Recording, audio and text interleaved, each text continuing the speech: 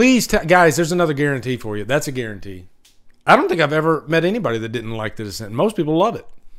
It's that great. Yeah.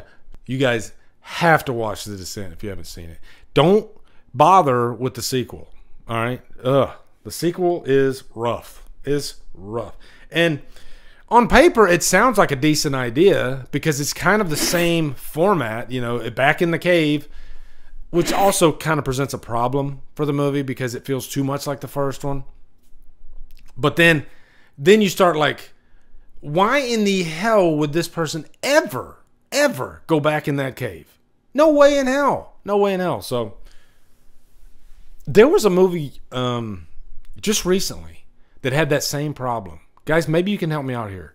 I think it's a newer movie, but it was a situation like that where they went back into the area, and I was just like, why would you do that? There's no way in hell. Oh, it just came to me. I got it. It just came to me. What's up, Tyson? How you doing, brother? Okay. Have you guys seen... You know what? I might clip this out, all right? I might, because I was going to review Train, the remake, okay? I was going to review this, but I just didn't have the time. You know, you have to pick and choose your videos when you have a full-time job and a family and all this stuff. And I watched both those movies. I'll put this up front. I did have a decent time. I wasn't bored. It's kind of one of those movies that's fun to laugh at as you're watching it. Who cares if I spoil? I'm not going to tell you who the killer is, okay? That's what I will promise you. When I'm talking about these two movies, I will not tell you who the killer is, okay? But is that necessary? It's not really, Chris. That's why I'm doing it right here, okay? First observation is the Train remake is almost pretty much verbatim the same movie as the original. You know, there are a couple little differences, and of course it's modern, it's updated, but I mean, it's very similar to the original. You got the magician in there. You even got the iconic scene where the train is coming out of that big square. Almost said a dirty word.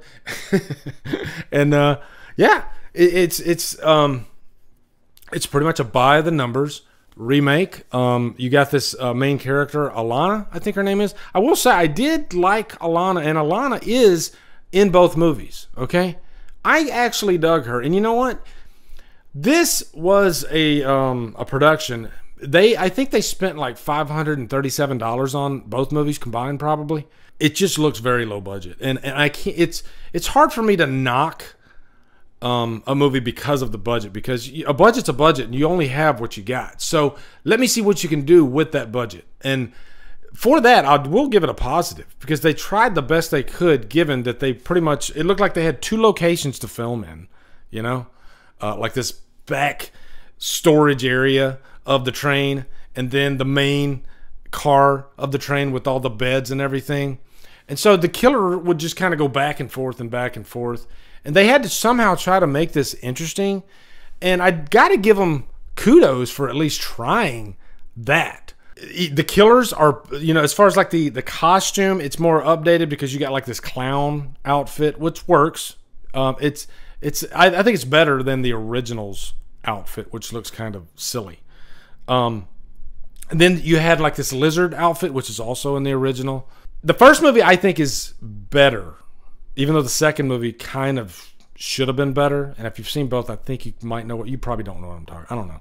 But I think what I'm trying to say is I liked aspects of both movies, you know, pros and cons wise. Like some things about part 2 I liked better than part 1 and vice versa. I think character wise, part 1. And they had this one guy who was the dick, but they did kind of give him some layers, you know? And like he was accused of this one thing that he didn't do, and I liked his reaction. So at least in the writing department, they tried to pepper the script with some fun and sometimes funny dialogue. And what that did was it just kept me interested the whole way. And I'm laughing the whole way too, just because of how silly the movie does look. But I think it is kind of self-aware, but it does take itself very seriously, almost too seriously, because it's not... there's very few jokes in this movie, and I think Maybe they should have put some more jokes in there, given that there's a lot to laugh at in the movie. I didn't really like the reveal that much in the first movie, but I think after I watched the second movie, I kind of did come around to the reveal in the first movie. You can compare this to movies like Friday the 13th. The kills are pretty...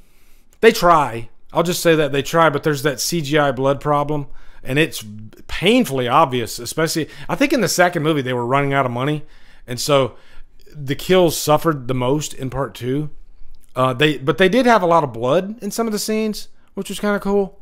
I don't know. It's kind of weird. Like, I was actually talking to Jason from Sinister Cinema Reviews about this, and we were... Like, you can have a long conversation about Terror Train 1 and 2. Like, it's interesting that both movies came out within 3 months of each other, and one of them is set on Halloween, and the other one is set on New Year's. Like, why did they even do that? It's strange, because I've never seen a horror movie like part 1 and a part 2 come out so close together. So very weird, very weird. It's almost like the opposite of like what they're doing with the Mutilator, and they got this new Mutilator coming out, and it's like at least 40 years since the last one, and there's never been a Mutilator movie between it. This is the opposite of that. Let's put out the first movie, and then go ahead and 3 months later put out the second. Maybe it's a streaming thing. Maybe that's what it is. Like, because these aren't going to theaters and it's streaming, then they're just like, you know what? Let's just go ahead and boom, boom, knock out 2 of them. I've sometimes used this phrase, the obvious slasher, and I always use the first Terror Train as an example. And spoiler alert for the first Terror Train, okay? If you've never seen the first Terror Train, spoiler alert right now. What is the obvious slasher? Okay, the obvious slasher is, you know how you're watching a slasher movie and you're like, logically that guy would be the killer. Okay, within the first 10 minutes of the movie, they're setting that guy right there to be the killer. They want you to think that guy's the killer so bad. So of course, in any normal slasher movie, that guy's not going to be the killer. Okay, like, I think Scream does this. They try to set up a certain person to be the killer, but then it's not the killer, even though a case can be made for the first movie with Billy Loomis. But that's the obvious slasher, is that guy is the killer. You know, it's so obvious, but yet he is the killer. That's what they did in Terror Train. That guy at the beginning of the movie, it's kind of like what they did in Valentine. You know, the guy that was bullied. He ends up, I guess Valentine's an obvious slasher too. I would say, and you know, I'll even give you a rating too. I think it's the first time on a live stream I've given you a review with a rating, but I would give both of these movies a Looped in Hell. No, I'm just kidding. No, I'd give both these movies, I'd say, a very, very low humdrum. And if you got nothing else to do, I think they're worth watching. And I will even say this, even though the first movie, it feels like it has a better budget, it feels a little bigger, not that much bigger, but a little bigger. I think these two are on par. I think all 3 movies are kind of on par with each other. I was never a huge Terror Train fan anyway. You know, even though Jamie Lee's in it, I've always been just kind of a casual fan of that movie. So, and I will say, I don't think this is spoiling too much, but they did try to change things up reveal-wise in these movies as opposed to the first movie. So, yeah. So there you go, guys. That's my review for Terror Train. Damn it, I can clip that out now. Okay. They're worth watching. It's free, right? There you go. You got a free slasher to watch now.